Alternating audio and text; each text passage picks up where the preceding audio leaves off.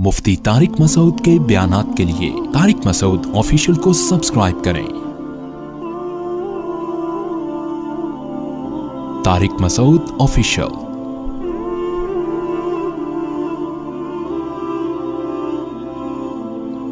रोजे की हिकमत क्या है?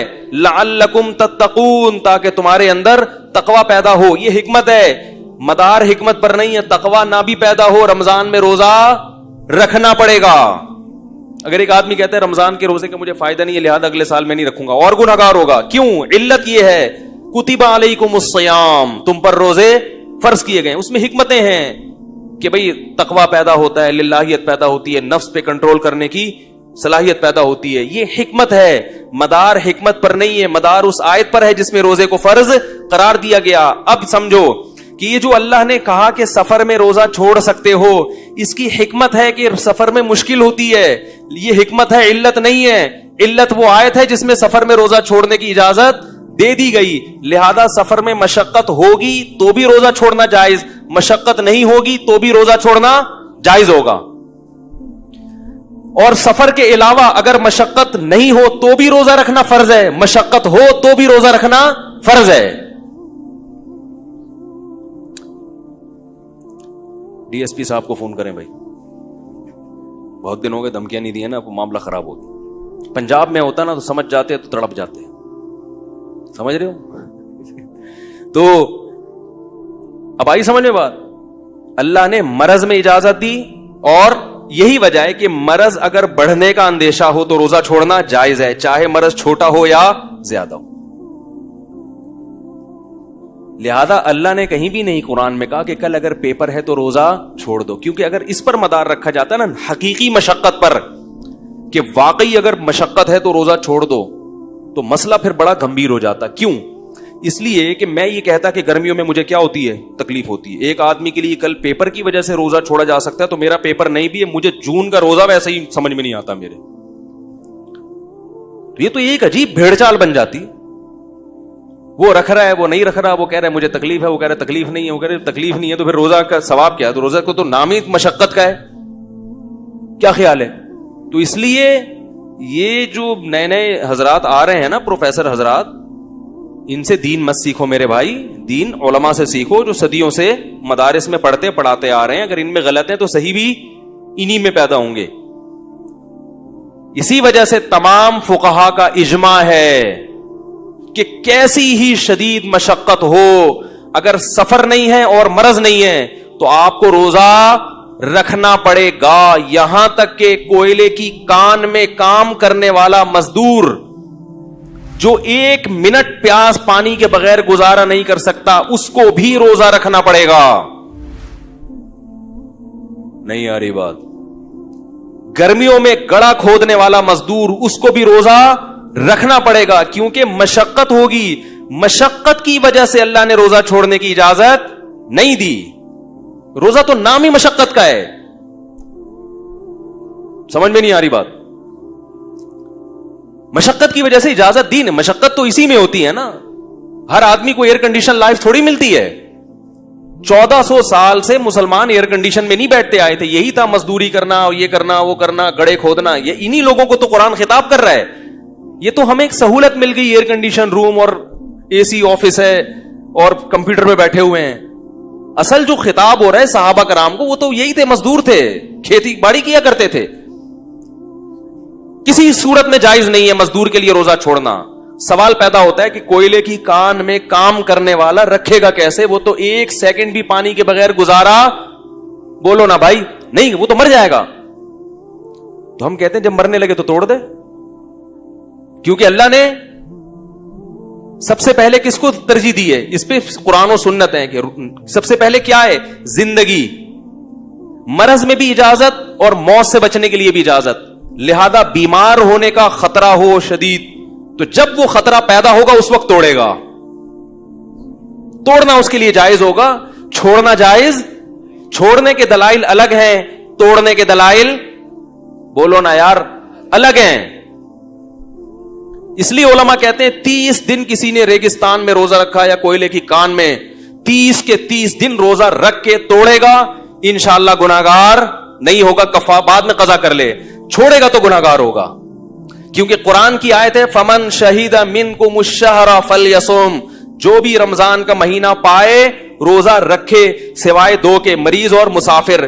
کوئلے کی کان میں کام کرنے والا اس من کے مفہوم میں داخل ہے, جو بھی کے مفہوم میں داخل ہے, لہذا وہ بھی روزہ رکھے گا, پھر عذر کی وجہ سے توڑے گا. اب اگر کوئی کہ یار جب رکھ کے توڑنا ہی ہے تو ایسے رکھنے کی کیا ضرورت, تو یہ آپ کی اپنی رپورٹ ہے, آپ کی اپنی منطق ہے جو اللہ کے قانون میں نہیں چلے گی.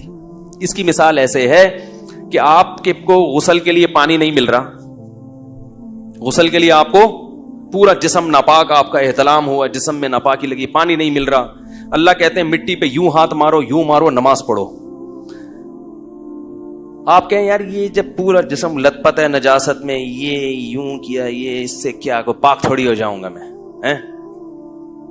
نہیں پڑھ رہا ہے, مجھے گندگی میں نہیں ہے, قضا کرنے کا گناہ ہوگا کہ نہیں ہوگا؟ بھائی تم اپنی عقل کیوں لڑا رہے ہو؟ اللہ نے کہہ دیا کہ تم یوں کر لو تو میں اس کو, اور نیت کا فرق ہے. وضو کی نیت سے وہی کام کرو گے تو باوضو کہلاؤ گے, غسل کی نیت سے یہی 2 ضربے مارو گے تو یوں سمجھا جائے گا جیسے غسل کر کے آئے ہو. یہی وجہ ہے کہ فقہا نے لکھا ہے, اس لیے کہتا ہوں فقہا کو فالو کرو. خدا کی قسم ان جیسا دماغ کسی کے پاس نہیں ہے, لوگ پڑھتے نہیں ہیں.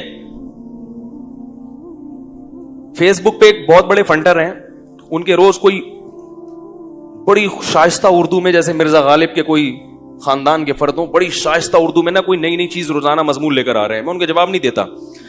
وہ کہتے ہیں اصل میں یہ فقہا نے جب فقہ کو مرتب کیا تھا تو وہ بڑی گاڑی اردو ہے, مجھے وہ اتنی آتی بھی نہیں ہے. وہ اس کے ان جن پیرایوں میں اور جس سیاق و سباق میں تھا, تو اس فقہ کو نئے سرے سے ریفائن کرنے کی ضرورت ہے تاکہ موجودہ زمانے کے مسائل پر وہ کیا ہو. جبکہ میں اس شخص کو ذاتی طور پر جانتا ہوں, جامعۃ الرشید کا بھاگا ہوا. فقہ اس نے پڑھی نہیں ہے, نہ فقہ کی کتابیں پڑھی ہیں, اور تبصرہ کر رہے ہیں کس پر کہ یہ فقہ پرانی ہو چکی ہے, نئے زمانے کے لیے الگ چاہیے. بھائی ایک چیز آپ نے پڑھی نہیں ہے, آپ بیٹھ کے کیسے تبصرہ کر رہے ہو؟ تو خیر, اسی طرح یاد رکھو کہ یہ سفر میں نماز کا مسئلہ ہے. سفر میں جو اللہ نے 4 کی 2 کر دی, اس کا مدار مشقت پر نہیں ہے, اس کا مدار کس پر ہے؟ سفر پر. سفر میں ٹینشن ہو یا نہ ہو, آپ کو 4 کی کتنی کرنی ہے؟ 2. بعض ائمہ کے نزدیک 2 واجب ہیں, جیسے حنفیہ کے نزدیک, اور بعض کے نزدیک 2 بھی جائز 4 بھی جائز. لیکن جو رخصت کا مدار ہے وہ سفر پر ہے. مشقت ایک حکمت ہے, جبکہ جماعت چھوڑنے کا جو مدار ہے وہ سفر پر نہیں ہے, وہ حقیقی مشقت پر ہے.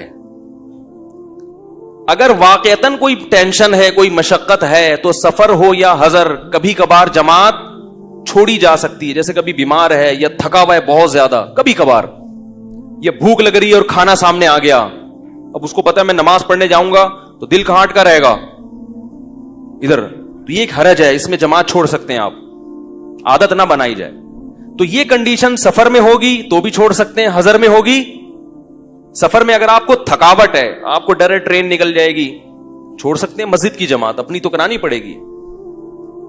یا یہ کہ میں تھک چکا ہوں, نیند میری پوری نہیں ہوئی ہے سفر کی وجہ سے, تو نیند حضر کی ہو یا سفر کی ہو, ایک عذر ہے, بیمار ہونے کا خطرہ ہوتا ہے, اسٹے کریں گے جا کے, کہیں قیام کیا, 10 دن مری کے کسی ہوٹل میں ٹھہر گئے آپ جا کے, اب آپ کو مشقت نہیں ہے. اب آپ پر لازم ہے کہ قریب کی مسجد میں اچھے بچوں کی طرح, جیسے باقی لوگ نماز پڑھتے ہیں, آپ بھی وہاں جا کے اچھے بچوں کی طرح فجر کی بھی, ظہر کی بھی, عصر کی بھی, مغرب کی بھی, عشاء کی نماز پڑھیں وہاں جا کے.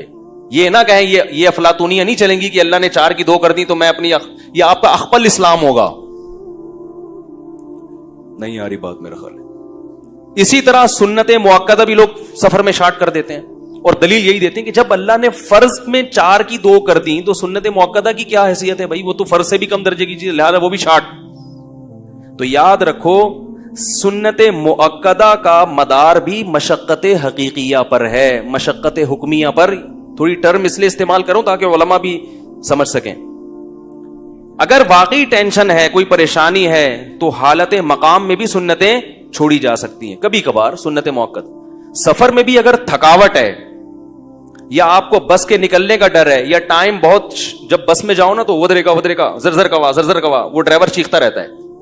تو ہم جب کبھی بس سے سفر کرتے ہیں تو میں سنت موقدہ نہیں پڑھتا بھائی, ظہر کے 2 پڑھو, اور کیونکہ واش روم, کھانا, نماز تینوں چیزیں ہیں, اور ڈرائیور وہ زر کوا وہ فوراً پیچھے سے ندائیں لگانا, کیونکہ اس میں اگر سنتیں پڑھیں گے بھی تو وہ دل نہیں لگتا اس میں. تو یہ واقعی مشقت ہے. ایسی کنڈیشن تو اگر یہاں بھی ہوگی تو سنتیں چھوڑ دو, کوئی فرض تھوڑی ہیں وہ. یاری میرے خیال یا ٹرین میں ہے, آپ کو پتا ہے کہ قبلہ ہی نہ چینج ہو جائے کہیں, سنتوں کی ٹرین گھوم نہ جائے, اتنی مشکل سے آپ نے قبلے کی ڈائریکشن کھڑکی میں جھانک کے سیٹ کی, اب آپ سنتوں میں لگ گئے تو کہیں مڑ گئی تو پھر دوبارہ کون جھانکا تھا کہ کرے گا, 2 فرض پڑھ لو, سنتیں چھوڑ دو.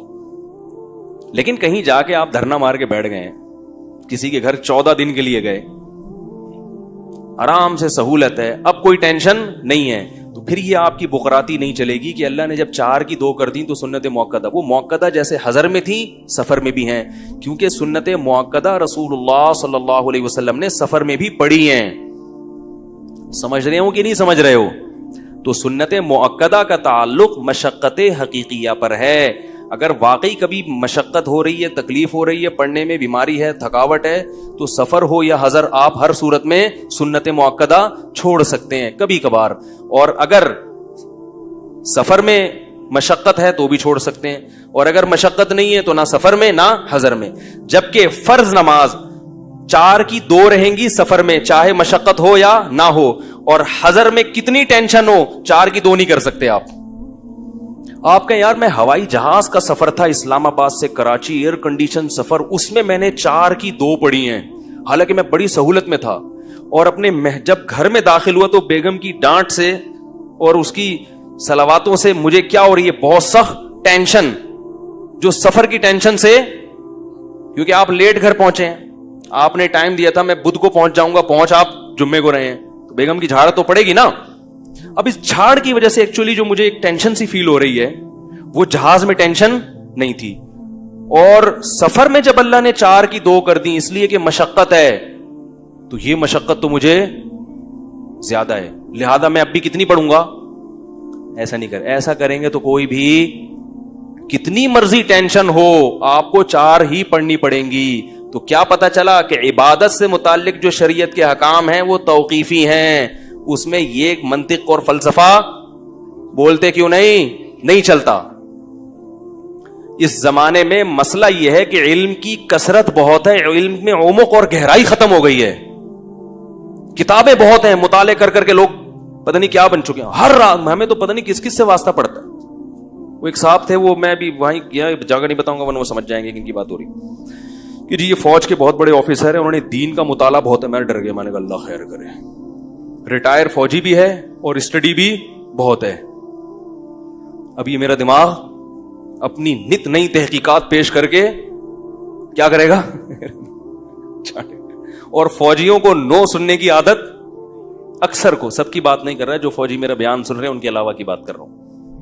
میں نے کہا ان کی جی کرنا پڑے گا. ایک کرنل تھے, وہ تو ریٹائر بھی نہیں تھے, مجھے کہنے لگے یار یہ جو زکوٰۃ کا جو سیٹ اپ آج کل چل رہا ہے کہ جو استعمال کی چیز پہ آپ لوگ کہتے ہیں زکوٰۃ نہیں ہے بھائی, تو ایک آدمی نے 30-40 لاکھ کی کرولا رکھی ہوئی ہے, اس پہ بھی زکوٰۃ نہیں ہے. میں نے کہا نہیں ہے. کہنے یہ تو ٹھیک ہے, پرانے زمانے میں تو اتنی مہنگی چیزیں ہوتی نہیں تھی نا, اب تو 40 لاکھ کی کرولا رکھنے کی تمہیں کیا ضرورت ہے, اور چلو 1 کرولا کے بجائے اگر 2 کرولا رکھی ہوئی ہیں پھر بھی زکوٰۃ نہیں. میں نے کہا 10 کرولا بھی رکھی ہوئی ہیں, زکوٰۃ ان چیزوں پہ ہوتی ہے جو بیچنے کے لیے خریدی ہوں. 10 کرولا آپ نے گھر میں رکھی ہوئی ہیں, فالتو میں رکھی ہوئی ہیں, بیچنے کے لیے نہیں, ویسے ہی شو مارنے کے لیے, اس پہ زکوٰۃ لازم, تجارتی مال نہیں ہے. کہنے لگا یہ کیا بات ہوئی بھائی, 10 کرولا, یہ تو اسراف نہیں ہے. میں نے کہا اسراف ہونا الگ چیز ہے, زکوٰۃ واجب ہونا اس کو ہم گناہگار کہیں گے کہ پاگل آدمی کیوں اپنے سرمایہ کو ضائع کر رہا ہے. جب 2 گاڑی رکھ لے زیادہ زیادہ, ایک بیگم کے لیے, اپنے لیے, اور 4 رکھ لو, بلکہ 5 رکھ لو, ایک اپنے لیے, 4 بیگموں کے لیے. بلکہ میں اس سے کہوں گا کہ جتنا پیسہ گاڑی پہ خرچ کرو اتنا بیگموں پہ کر لو نا. کرولا 40 لاکھ کی آتی ہے, بیگم 2-4 لاکھ میں آ جاتی ہے. لیکن کرولا کی اہمیت ہے, بیوی کی اہمیت ہماری نظر میں اللہ کا شکر ہے بیوی کی اہمیت ہے. میرے پاس جب بھی پیسہ آتا میں شادی کرتا تھا, ہمارے دوست گاڑی خریدتے تھے, پرانے جتنے دوست ہیں نا, تو مجھے کہتے تھے یار گاڑی تم کیا پیسہ ادھر شادیوں میں اڑا دیتے ہو, گاڑی خریدو. میں نے کہا میری نظر میں بیوی کی اہمیت گاڑی سے زیادہ. آدم علیہ السلام جب جنت میں بور ہو رہے تھے تو اللہ نے ان کے لیے گاڑی نہیں پیدا کی تھی, بیوی پیدا کی تھی. گاڑی کو دل نہیں دے سکتا انسان, کیا خیال ہے؟ گاڑی سے دل اور راز دل کی باتیں, ارے بول لو آپ کے بھائی, آپ لوگ ویڈیو میں نہیں آ رہے, کیا خیال؟ گاڑی سے محبت نہیں کر سکتا, تبھی تو پرانی ہوتی ہے بیچ دیتے ہیں. بیوی جتنی پرانی ہوتی ہے اس سے محبت اتنی ہی, عزت دار شریف لوگوں کی بات کر رہا ہوں, اتنی بڑھتی ہے.